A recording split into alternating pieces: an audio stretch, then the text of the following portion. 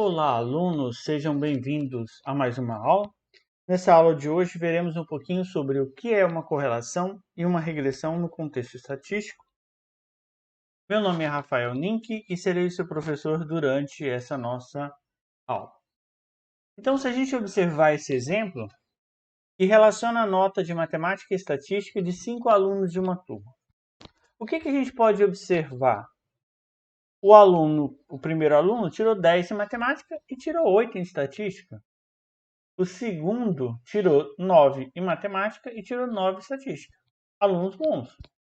O terceiro tirou 8 em matemática e 9 em estatística. Permanece alunos acima da média. Já esse aluno tirou 5 em matemática e tirou 4 em estatística. O último tirou 3 e tirou 5 em estatística. Então, se a gente observar, parece que existe uma relação entre essas duas disciplinas. Eu posso dizer que o aluno que foi bom em matemática, ele foi bom em estatística. O aluno que foi ruim em matemática, ele foi ruim em estatística. Isso em estatística, demos o nome de correlação. Existe uma relação numérica entre as duas grandezas. E a gente pode definir o quão forte é essa correlação. Certo? O quão próximo os dois números estão interligados. Quando dizemos em estatística que há uma correlação, não podemos afirmar que é uma relação de causa e efeito. Só vai ser bom em estatística quem for bom em matemática. Talvez a causa das duas grandezas é uma outra, certo? Talvez a habilidade numérica é que facilita as duas coisas. Então, as duas coisas é desencadeado por uma anterior. Então, por isso que a gente usa o termo correlação, porque existe uma relação entre as duas, mas não uma relação de causa e efeito. Certo? Então, dizemos que a correlação, a definição para correlação, é a indicação da força e a direção do relacionamento entre essas duas variáveis. Ou seja, refere-se à medida da relação entre elas. Então, o que é em relação à direção do relacionamento? Ali observamos que quanto maior a nota de matemática, maior era a nota de estatística. Mas poderia ser o contrário. Por exemplo, quanto maior a idade, menor é a facilidade de uso de tecnologia ou menor é a quantidade de compras pela internet. Enquanto que uma pessoa mais nova pode fazer mais compras na internet, então a gente pode estabelecer uma relação no sentido contrário. Ou geralmente quem é bom em exatas é ruim em humanas e quem é bom em humanas é ruim em matemática. A gente pode estabelecer um sentido contrário. Quando uma variável aumenta, a outra diminui. Certo? Então, existem diversos tipos de coeficientes de correlação. E o que a gente vai ver é o coeficiente de correlação de Pearson, que é dada por uma aproximação a uma reta linear. Então, se eu traçar a relação entre duas variáveis, a correlação, através de um diagrama de dispersão, a gente consegue observar que existe uma relação entre elas se o gráfico fizer um sinal de um determinado movimento. Eu posso ter um movimento parabólico, um movimento retilíneo, ou eu posso ter um movimento exponencial. E o que veremos durante essa disciplina é a correlação linear. Quando eu traço os pontos e observo que existe uma reta aproximada em torno desses pontos. E essa correlação ela vai ser positiva, conforme eu estou aumentando uma variável, a outra também estará aumentando. E vai ser negativo conforme eu aumento um número de variável e diminui a outra. Então, aqui, se observar, o consumo médio de vegetais em gramas por pessoa dia, conforme eu estou aumentando, diminui a taxa de mortalidade do sexo feminino. Então, por essa pesquisa, quanto mais se consomem de vegetais, menor é o risco de morte de uma pessoa do sexo feminino, certo? Porque está diminuindo. E a significância dessa correlação que vamos determinar vai variar desde uma correlação perfeita até uma correlação nula, quando não existe relação. Então, quanto mais próximo da perfeição eu digo, maior vai ser a força de correlação entre elas. Quanto mais próximo de zero, menor é a força de correlação, certo? Então, a gente opta por valores acima de 0,60 para dizer que tem uma boa correlação, seja uma correlação negativa ou seja uma correlação positiva. E para a gente pode observar ainda que nesse tipo de caso não existe correlações, porque os dados estão muito dispersos, não formam uma reta, eu tenho pontos muito distantes dessa reta, certo? Aqui no exemplo E, por exemplo, eu até poderia dizer que tem uma correlação parabólica, certo? Mas só vai ter correlação, e essa correlação só vai ser linear se elas estiverem aproximadas dessa reta. Esses pontos que estão distantes da reta não deveriam existir, os valores têm que estar próximos dela. Então, quanto mais dispersos estiver, como o exemplo A, menor vai ser aquele valor que a gente vai chamar de R, que é o nosso coeficiente de correlação. Ou seja, eu vou ter um coeficiente de correlação próximo de nulo. Tá? E para a gente definir esse coeficiente de correlação, eu vou ter essa pequena expressão.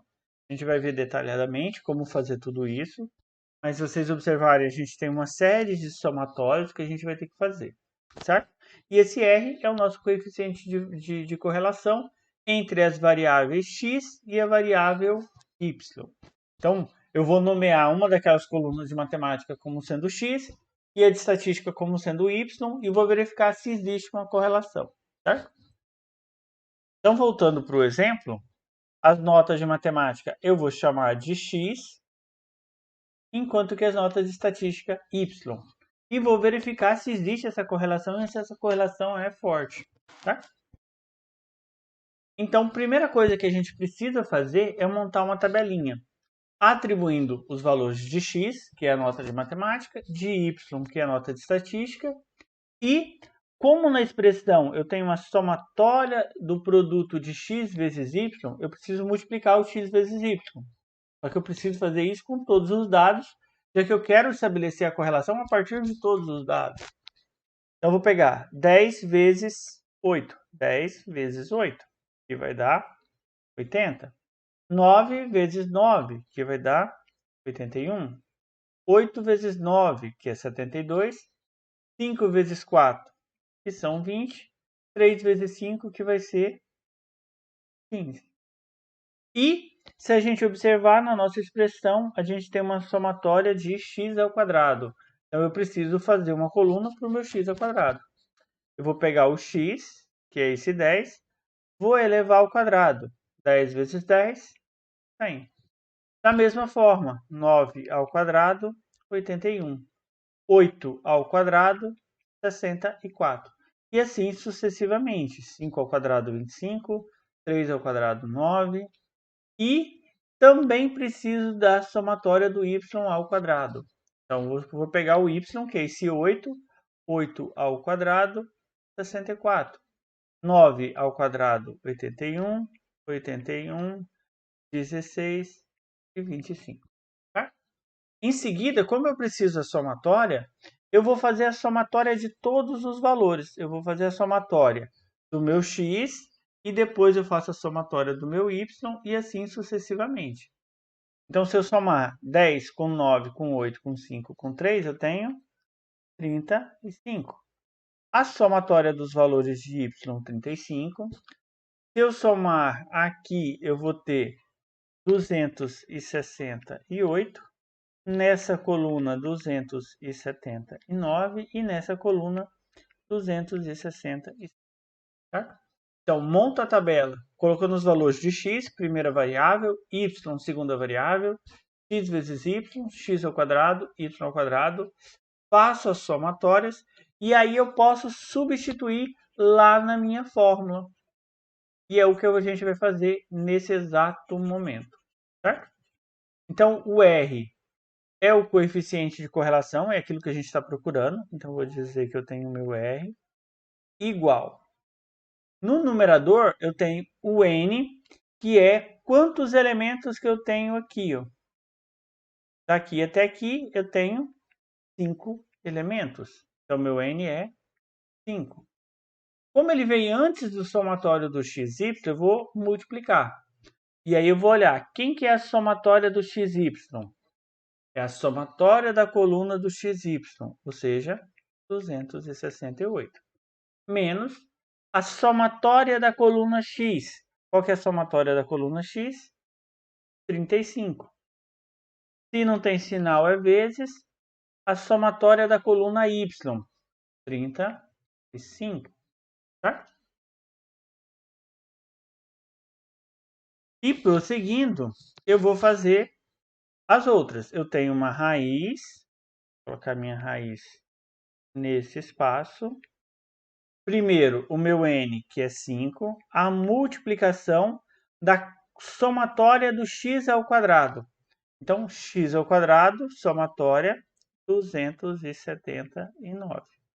Menos, e aqui eu tenho que observar que eu tenho a somatória do x e um quadrado fora do parênteses. Então, primeiro eu pego o que está dentro do parênteses, que é a somatória do x. Qual que é a somatória do x? 35. Então, eu vou colocar 35 ao quadrado. E faço a mesma coisa com y. Então, ó, o meu n, que são 5 elementos, 5 linhas. A somatória do y ao quadrado, que é 267, menos a somatória do y, que é o que está dentro do parênteses, que também é 35, e vou elevar ao quadrado, que é o que está fora do meu parênteses. Certo? Então, substituídas as expressões, eu vou resolver tanto o numerador quanto o denominador. Então, o meu R vai ser o resultado do numerador. No numerador, eu tenho uma multiplicação e depois uma subtração e uma multiplicação. Entre elas, primeiro eu preciso fazer a minha multiplicação. Então, eu vou multiplicar 5 vezes 268, que vai dar 1.340, menos o 35 vezes 35. Então, eu vou pegar 35 vezes 35, 1.225. Certo? E no numerador, como eu tenho duas raízes, eu vou resolver primeiro essa raiz e depois a segunda raiz. Na raiz, eu tenho uma multiplicação, uma subtração e uma potência. Primeiro eu resolvo a potência e depois a multiplicação.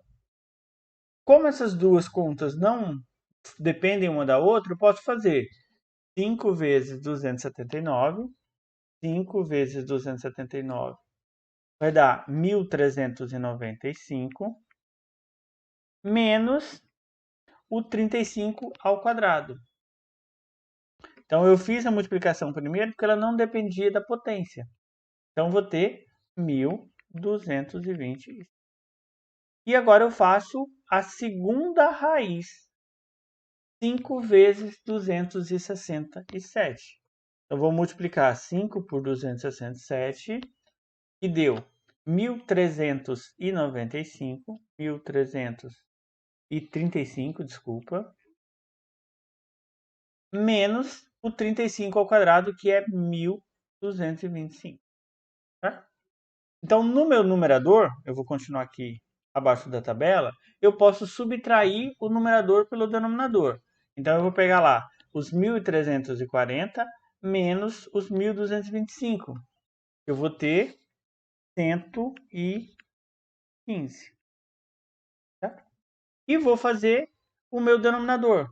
Só que o meu denominador ainda tem as duas raízes. Então, eu vou fazer a primeira raiz, que é 1.395, subtraindo o 1.225, que deu 170. Certo? E vou fazer a segunda raiz, que é a mesma coisa. 1.335 menos os 1.225, que deu 110.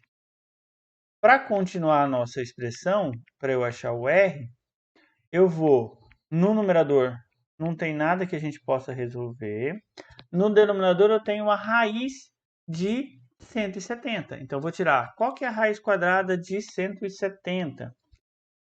Então eu preciso calcular a raiz tanto do primeiro quanto do segundo.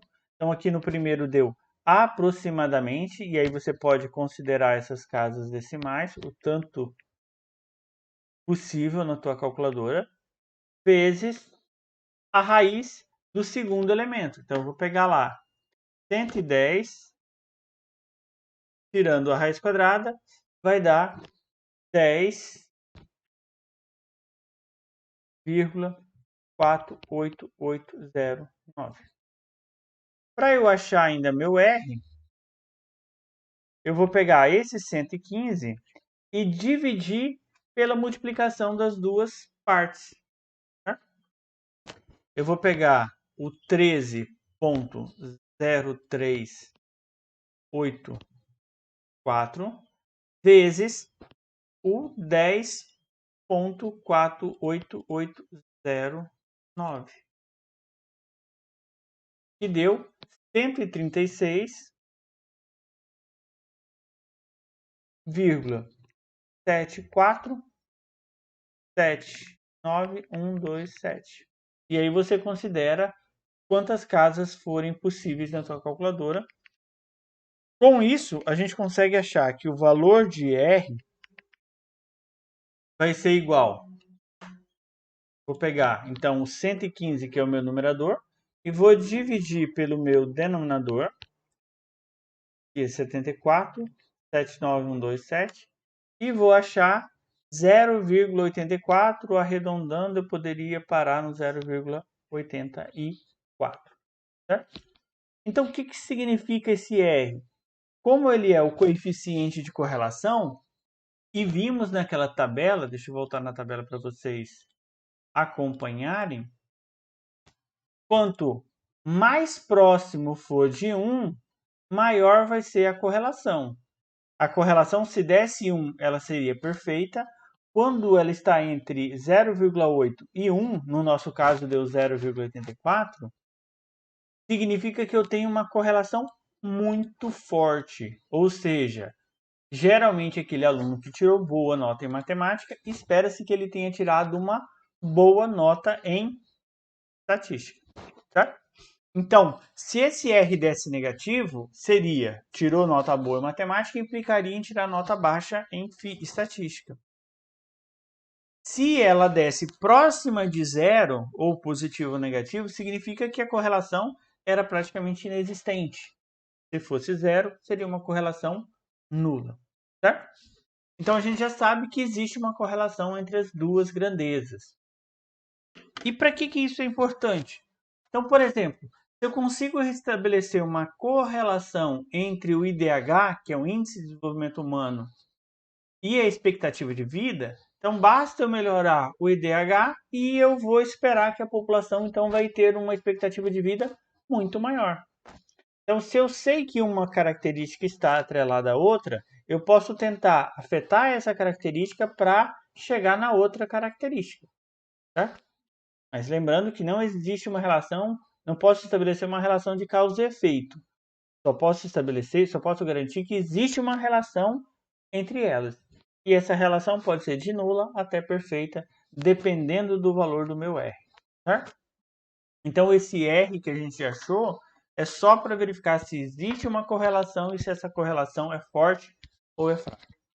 Tranquilo?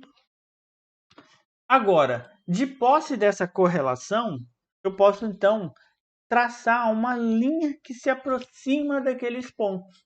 E é isso que a gente faz com a regressão linear. Então, se eu tenho pontos soltos no meu gráfico, por exemplo, aqui seriam as notas de matemática e aqui de estatística, eu consigo dizer que conforme está aumentando a nota de matemática, está aumentando a nota de estatística. Então, o que a gente pode fazer é aproximar o valor de uma reta e achar a equação matemática dessa reta. E com base nisso, a gente pode extrapolar. Olha, se o aluno tirou essa nota, então a perspectiva é que ele tenha tirado, a expectativa é que ele tenha tirado essa nota em estatística. A gente consegue fazer essas inferências estatísticas. Tá? Então, regressão linear designa a equação matemática que descreve a relação entre duas variáveis por meio de uma reta. E para a gente achar essa reta, se a gente lembrar lá do ensino fundamental e médio, a equação da reta ela é dada por um coeficiente vezes x mais b, que é o coeficiente linear. Então, eu tenho o coeficiente angular m e o coeficiente linear b. Se esse m for positivo, a reta é crescente. Se ele for decrescente, é porque o m é negativo, certo? E o b ele mostra exatamente o ponto onde toca a reta y. E para a gente chegar nessa função, primeiro eu vou achar quem que é o meu m e depois eu vou achar quem é o meu y, o meu b, e assim voltar para a equação e achar quem vai ser a minha equação. Tá? Vejamos um exemplo. Construir a equação de regressão do exemplo anterior. Então aqui eu tenho as notas de matemática, as notas de estatísticas, que a gente já montou, inclusive essa tabela. Vou até replicar os valores, olha só.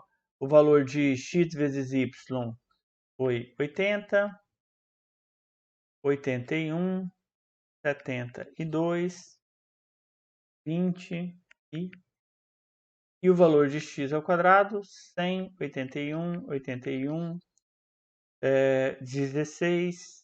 Opa, aqui é o x, então o meu x, vou apagar aqui.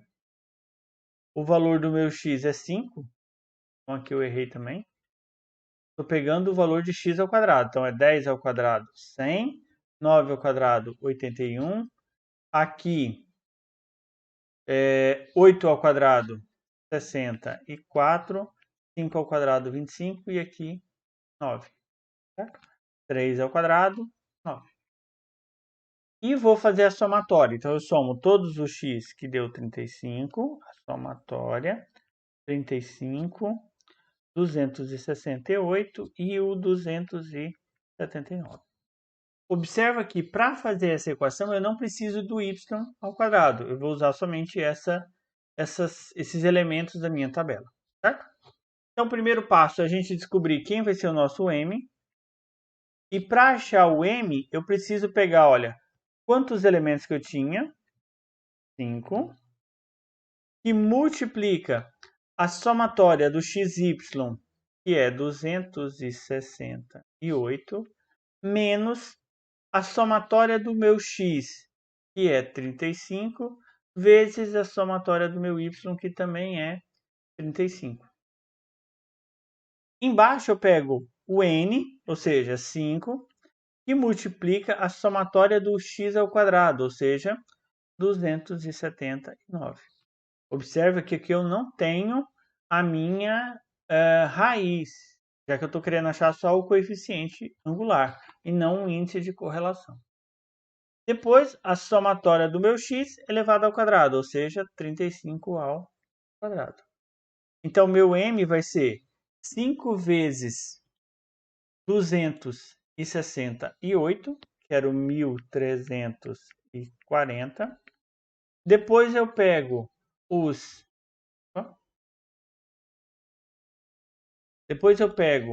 o meu 35 vezes 35, que era 1225. No numerador, eu vou pegar lá então 5 vezes 279, que deu 1395. 1395. Menos 35 ao quadrado, 1225. Logo, o meu m vai ser 1340 menos 1225, deu exatamente 15. Então, vou colocar aqui embaixo, desculpa, 115. E no meu denominador, eu tenho 1395 menos 1225, que vai dar o 170. Logo, o meu m vai ser igual a, e aí eu faço essa divisão de 115 por 170, então 115 dividido para 170, aproximadamente 0, e aqui a gente está trabalhando no campo da aproximação, 67 0,6471, certo? Eu vou arredondar aqui para efeito de cálculo para 0,68, só para a gente ter um resultado aproximado. E aí o próximo passo é achar o B. E para eu achar o B, eu faço o seguinte, o B vai ser o Y barra. O que representa a barra para a gente em estatística? A média de Y, menos o M vezes a média do X. Então, eu vou ter que achar a média do Y. Eu somo o Y e divido por 5. A média do Y vai ser 35 dividido para 5, 7. Olha só, peguei isso daqui e dividi pelos 5 elementos. Então, B vai ser igual a 7 menos 0,68, que é o M que eu acabei de achar em cima. E aí você pode considerar mais casas decimais, sem problema. E a média do X, eu vou pegar os 35 e dividir para 5, que também deu 7. Logo B vai ser igual a 7. Primeiro eu faço a multiplicação. E aí eu vou pegar 0,68 vezes 7, que é 4,76. 4,76. Logo B vai dar exatamente esse valor do 7 menos 4,76, que deu 2,24. Então, 2,24 positivo. 2,24. Então, com isso, eu consigo achar a minha equação. A minha equação, que eu vou escrever de verde, que era dada por mx mais b, vai ficar exatamente 0,68x mais 2,24. Eis a equação da reta, certo? Mas para que eu preciso dessa reta? Vejamos um exemplo. Se o aluno tirou 7 em matemática, quanto que eu espero que ele tenha tirado em estatística? Então, eu posso fazer uma inferência estatística. Já que eu tenho essa equação, e a equação é dada por y igual a 0,68x mais 2,24, onde o meu x era a nota de matemática, enquanto que o meu y era as notas de estatística, se eu sei que o meu aluno tirou 7 em matemática, eu consigo prever quanto que aquele aluno vai tirar em estatística. Porque basta eu substituir esse 7 em x, eu consigo achar o meu y, que é a nota de estatística.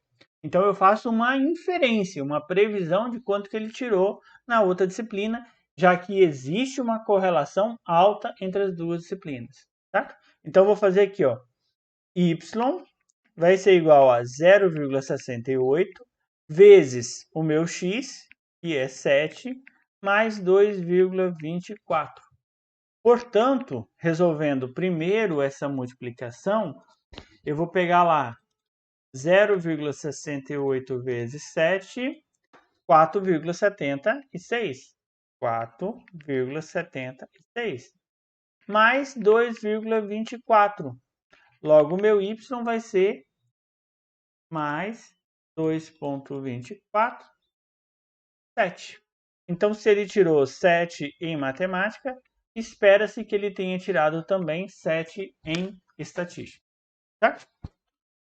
Então, por isso que, se a gente consegue observar que existe uma relação entre essas duas grandezas, a gente calcula o coeficiente de correlação, o quanto que estão relacionados, a intenção dessa correlação.